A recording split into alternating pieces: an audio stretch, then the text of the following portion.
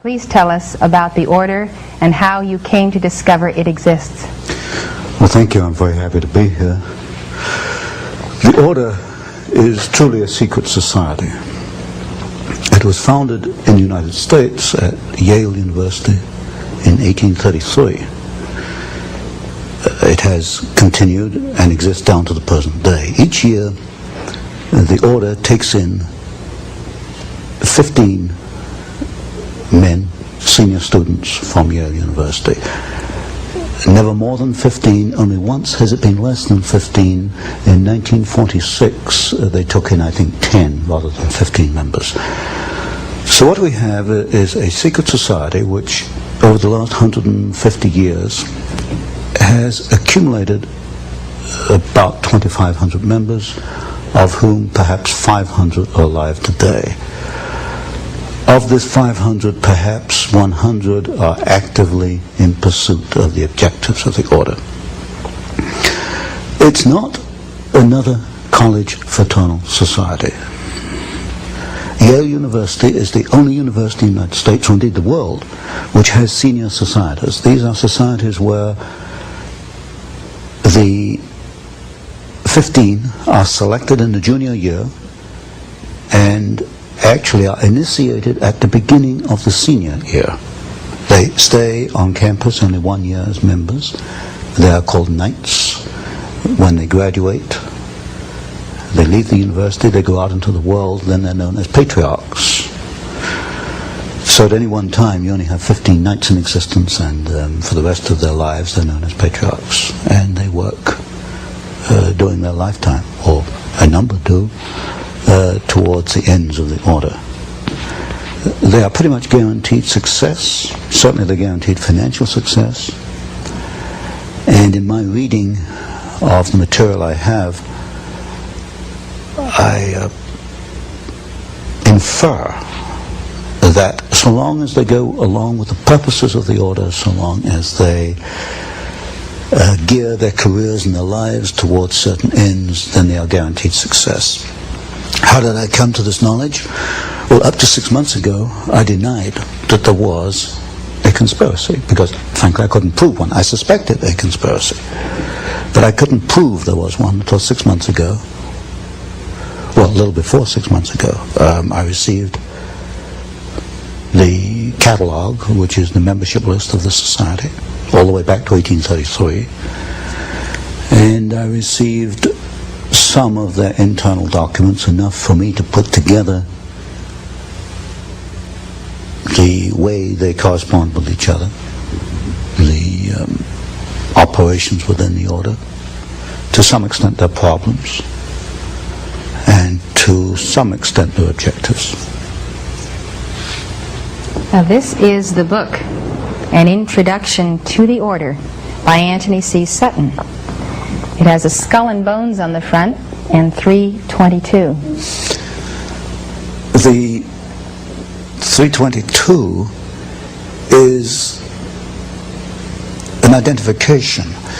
The order has a temple on the Yale campus. A temple? A temple, yes. It's a building maybe this 50, 60 feet by 40 feet, maybe 40 feet high. There's no windows, 2 big steel doors. We know what the temple looks like because back in 1880s, a number of Yale students became a little unhappy about what was going on inside this temple. When they went by it at midnight, sometimes they heard strange noises and all kinds of rumors on the Yale campus as to what this might be. There was a break-in. I call it the Yale-gate. There was a break-in to the temple, and the students who broke in cataloged what they found, and they made a drawing, a design of the interior of the temple.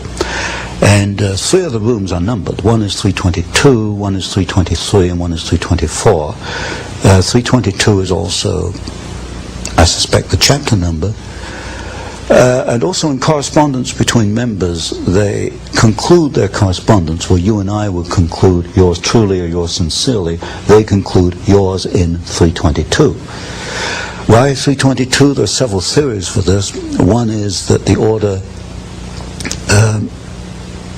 originated with Demosthenes the Greek in 322 BC. That's one theory. Another one is that it stems from the founding date in the United States, which was 1832. So really we have the last two numbers, 32, the second chapter, founded in 1832. The skull and crossbones are prominent in their ceremonies, initiation ceremonies. This is a symbol of death. Now, why would they take a symbol of death? Yes, from what I understand, when a new member is initiated, that would be in the senior year at Yale, he's placed within a coffin. Oh my. And now we only know this from the Yale-gate papers. These, I call it Yale-gate. And from the photographs we have of members inside the temple, many of these photographs are the 15 sitting around a table, and they have this skull and the crossbones sitting on the table in front of them.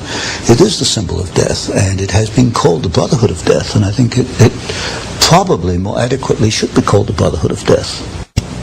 So what I've had to do is look at the history, the biographies of the leading members of the order, and reconstruct their career, and see if there's a common pattern in their careers. While doing that, I came across some interesting documents. Some members apparently are not too happy once they become involved with this after 10 or 20 years. One member in particular left a memorandum. He wrote it in 1932. It was buried away in his papers. I don't think anybody found it before I did.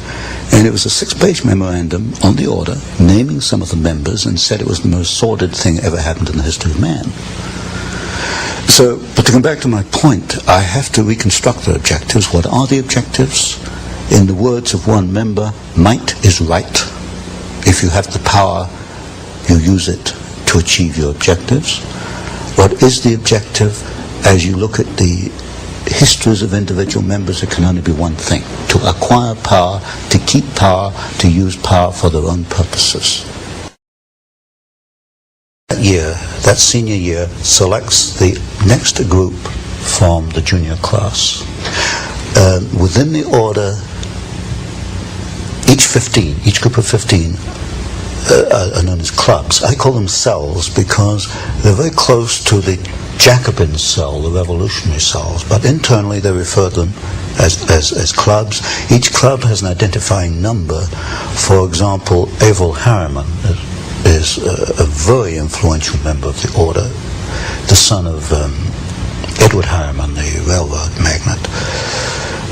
Harriman was initiated in 1913. His club number is D111.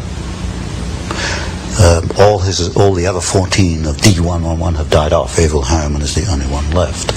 To come to the other part of your question, who are some of the significant members? Today, 2 men stand out. One is Averell Harriman, who is I suppose, the chief financial angel of the Democratic Party. The other is Vice President George Herbert Walker Bush. The Bush family is quite prominent within the order. Now, if you go back in history a little, you'll find that George Bush's father, Prescott Sheldon Bush, was also a member of the order. He was a member of Brown Brothers Harriman, which is the Harriman private banking company. So today you've got 2 men who are supposedly in politics in opposition, Bush and Harriman, actually the members of the same secret society. And Bush's father was not only a member, he was a partner in what was then Harriman and Company, which later became Brown Brothers Harriman. So behind the scenes, and this is something you don't see until you investigate it, people who appear to be in opposition politically or financially or industrially or in many ways are working together. Other members might be William Buckley. Now, William Buckley became a member in 1949, but the preceding class to that was Bush, 1848. So you get Bush was amongst the 15 who selected Buckley, and Buckley's club, that 15, was the 15 that selected, for example, one of the new members for 50 was the Reverend Sloane Coffin Jr. The Reverend Sloane Coffin Jr. at Yale was at the core of the anti-Vietnamese war disturbances on Yale campus. This is typical. You'll find that men in the same society will take opposite positions in public. So you've got William Buckley, whom I call a House Conservatism member, but so is a man, for example, called Edwin Burt, who has a string of communist affiliations, which is about that long. And we'll get into this later. The method they use is that of the Hegelian dialectic. Thesis played against antithesis leads to a synthesis. In other words, for Hegel, for history to make progress, you have to have conflict. And when you look at the key people in the order, you will find that they generate conflict. So Bush and Harriman politically are conflicting. Coffin and Buckley, although part of the same order, are in public conflicting with one another because conflict leads to the new synthesis. Other prominent members, one of the most prominent was Howard William Taft, the only man to be both President and Chief Justice of the United States. The Taft family founded the order in the United States. There have been 8 members, 8 Taft family members within the order. Taft was probably the most prominent member around the turn of the century, 1910, 1920. Stimson, who was Secretary of War under Taft, then Secretary of State under Hoover, Secretary of War under Roosevelt. In other words, at that level, politics disappears, and people often wonder, why does a Democrat join a Republican administration? If you check back, you find often is not as a member of the order. So key people would be people like Taft, Stimson, Archibald MacLeish, who wrote the Constitution for UNESCO, also Librarian of Congress, the Bush family, the Walker family, and above all today, if there's a godfather in the order, it's Averell Harriman. Exactly what causes does the order espouse, and why are these divergent to those of our founding fathers? Well, the causes one can only deduce at this point from the operations of these men as individuals and working together. They want to acquire power above all. Power Political to do what? Power. As you look at their actions, the political power is to bring about what they call a new world order, which is a one world. But they use the Hegelian techniques, and we know enough about Hegel to know that not only does this mean the dialectic process, the creation of conflict, but it also means that individuals such as you and I, or anybody watching this program, will be cogs in the state, that we have no individual rights. Our rights for Hegel, individual rights for Hegel, come about through obedience to the state. We see it in the educational process, which we'll probably talk about later, that we have adopted what I call a Hegelian system of education, which is not to bring out your innate talents, but to prepare you to be an individual cog in the state. Now, are you saying the members of the order believe this, and this is a part of their worldview? I would say that there is a minority within the order that does believe it. There's one thing I've learned in looking at the papers, that they're not all active. Maybe at any one time only 20% are active. Undoubtedly, the 20% that are active have this goal. If you look at Taft's great work, although as a president he hasn't accounted for very much in the literature, Taft's great work was to bring about the world court, international law. International law in a world court will be essential in a new world order. If you take, for example, the career of Bush, Vice President Bush, when he was ambassador to the United Nations, he helped a process called mondialization, which was a process by which an individual American city would adopt United Nations stature. In other words, it's a diminution, a dilution of U.S. sovereignty. So if you look at these individuals, Stimson is another very good example. Averell Harriman, certainly, in the way he's financed the Soviet Union, his work towards the build-up of the Soviet Union. If you look at these individuals and ask what is the common pattern is the creation of a one world.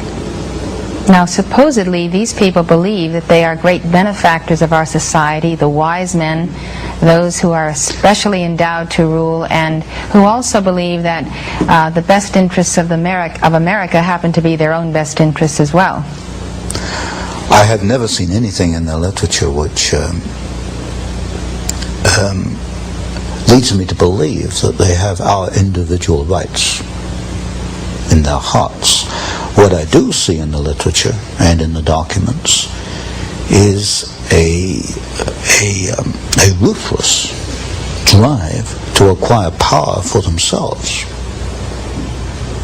and to help each other, because this is one of the tenets of the order, that if you have 3 men coming before you for a job, the preference absolutely goes to your brother in the order. This is, in my book, The Order, Introduction to the Order, I call these chains of influence, and I trace one pattern where Stimson brought the McBundy family into the War Department. Then the McBundys go on and become key people both in Department of Defense and in the Council on Foreign Relations. They help each other along the way. And when you get even a small number of men doing this, it can exert a very powerful force, a very powerful influence. So the basic assumption is that because they know what is best for America, the way to preserve that is to amass power to see to it that the destiny they envision comes to pass. My assessment is they're not thinking what is best for America, they're thinking what is best for the order. What is best for the order first. Is what is best for America in their eyes. Order. Yes, in their eyes. What's good for us has to be good for America, so we will remold America according to their pattern. That's right. Yes. It remains secret for 150 years because these people are under an oath not to talk about it. I understand that a member of the order may not remain in the room if it comes under discussion. Now, if I can elaborate on this a little bit, this poses a problem for Mr. Bush, because I write something called the Phoenix Letter, which is a monthly newsletter, and last November I began to open up. And a reader wrote to Mr. Bush and said, is what Mr. Sutton says, are you a member of this order? And the letter the reader got back was very interesting. It said, in effect, that the Vice President was not a member of a sordid secret society. That was not the question. The question was, are you a member of a secret society? The answer came back, he is not a member of a sordid secret society. Inserted the word, you see.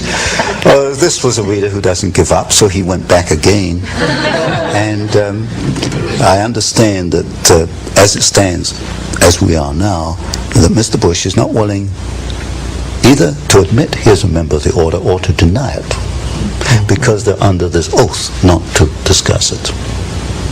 So when people look at the Council on Foreign Relations, in effect what they've been doing is looking at a kind of a veil which hides the order? Yes. The core, or my work, came about almost by accident. If someone had not donated to me the membership list, we wouldn't be here today. It's remained secret because nobody has done that. Everybody's been looking at the Council on Foreign Relations, the Trilateral Commission, the Bilderbergers. They're not truly conspiracies because the membership lists are open. The membership list of the order has not been open. So there's a distinction between the CFR and the Trilaterals and the order. CFR and Trilaterals are not conspiracies because they are not secret. They do what comes next. And this, of course, is very different argument to many people who've promoted conspiracy have made. They get across the idea that these people telephone each other and have little drawings and maps and diagrams. They don't operate like that at all. If you meet these people, they think alike. They talk alike. They come up with the same ideas simultaneously, and they move simultaneously. They know what they have to do. So they're a breed. They're a breed. Exactly. Now, Tony, what has this breed done? What are their chief accomplishments in molding domestic and foreign policy and actual events in American history since their founding at Yale? One is they have acquired enormous political and financial power. You'll find representatives of the order in politics. What have they done with this power? What has happened to America that would not have happened had they not been the order? Creation of war and revolution. Now, who's the key figure in the order, or figures that mold Wall Street? In order of dominance, Averell Harriman, partner in Brown Brothers Harriman. Stanley of Morgan Stanley. It used to be J.P. Morgan, then it became Morgan Stanley. Those two are the key. What did the order want to accomplish in the Bolshevik Revolution? You create opposing forces which you place in conflict. Out of conflict, you've got profit, you've got political power, and you can direct history. And if you look at the writings, for example, of the Trilateral Commission, they talk openly in the Trilateral Commission about managing conflict, not solving conflicts, but managing conflicts. Conflict management, that's the cry. So they got the profit, the power, and the management. Mm-hmm. Where do they want to steer history through the Bolshevik Revolution? They wanted to set up, and they did, two opposing forces. Out of that came World War II, when you look at their individual actions. And that is because if the flower of the United States, the flower of freedom, was to become what its potential was, their very elite positions would not have a stronghold. Exactly. The greatest single threat to this breed that has antedated Christ is the nation that has itself founded upon a constitution that absolutely guarantees the rise of the individual. This is one of the problems. They cannot live with the Bill of Rights. In fact, this is why when Archibald MacLeish, a member of the order, wrote the Constitution for UNESCO, it was built into there that UNESCO would gradually try to erode press freedoms. In the Trilateral Commission, you'll find the same criticism: too much freedom of the press. There's just too much freedom for these people. They can't live with the Constitution. They tried to change the Constitution through the Fund for the Republic down here in Santa Barbara. They're not being successful yet, but they realize that there are roadblocks they've got to overcome to achieve what they want. The most unfortunate thing to me is that when the people have coming at them from all directions this momentum of the order, they turn and espouse the order, or they let these people, or have in the past, become their idols, accept that they are an elite, accept that fact that they are superior, accept the projection from them to the people that they're superior. And today you will find people agreeing with the limitation of freedom in various sectors of this country. It's ridiculous. I can't answer for these people. All I hope is that they will examine their own consciences and their own mind. Well, Tony, I think that in conclusion, it's very important that we understand how you develop in your third book, which is about to come out, the development of conflict to produce war or peace that they're choosing, and how that has worked, let's say, in Vietnam, or in the situations that are occurring today in the Middle East, where there is great conflict. How is the order managing the conflict we see on the globe today? Well, it's, as I mentioned before, basically it is using the Hegelian dialectic. You establish one side, then you establish the other side, then you bring them into conflict, then you manage that conflict. And as I mentioned, we built up the Soviet Union. We're building up their China today, communist China. We're even going to send them military technology. So by 1990, 2000, we've established the two sides. We bring them into conflict. Now tell me, why does Reagan go along with these agreements with Red China, which he just did, to supply this technology? He's not a member of the order. Why does he respond to its stimuli? Because you've got a group within the administration who are members, who are connected with the order. When you get a group of quite capable men working together, they can wear down opposition, they can erode opposition, because they're all kind of marching in step. If you get 3 men marching in step, they can do more than 20 men marching to their own step. Don't make my point here. Mm-hmm. And within the order, for example, or within the administration, you've got, for example, Mr. Bush, and the people around Mr. Bush, Mr. Baker, Chief of Staff in the White House. And gradually you've seen the weeding out of those individuals who are independent. They've either resigned or they've been moved out to other departments. So in effect the order has taken over very gradually and very carefully, without any fanfare. How is the order then managing the conflict in the Middle East? It's hard to believe that the Arabs or the Iranians or the Iraqis are actually under anyone's control except their own. I can't fully answer that today. And many of these questions you can only answer maybe 10 years later, when you can look at it in perspective. For example, I can look at Pearl Harbor today and see quite clearly a much different picture on Pearl Harbor than was put out in 1941. I can't look at the Middle East today and make too much sense, except you've obviously got two sides. You've got the Hegelian dialectic at work. You've got conflict being created, conflict being managed. The Marines go in, the Marines go out. Today, the Iraq is attacking the Iranian oil bases. You've got the deliberate two sides in these conflicts, the deliberate creation of conflict and the management of conflict. Put it this way, is Castro in Cuba because the order wants him there? Could I rephrase the question? Is a Marxist Angola remaining a Marxist Angola because the order wants him? The answer there is yes. Because I know in Angola, the Gulf Oil Company is the biggest supplier of foreign exchange to Marxist Angola. Pull Gulf Oil out of there, there's no more Marxist Angola. I can't answer as clearly for Cuba. So Gulf Oil wants Marxism? Oh yes, it wants, undoubtedly. And Marxism supports Gulf Oil? Oh yes, in fact Cabinda, the Gulf Oil installation in Angola, is defended by Cuban troops.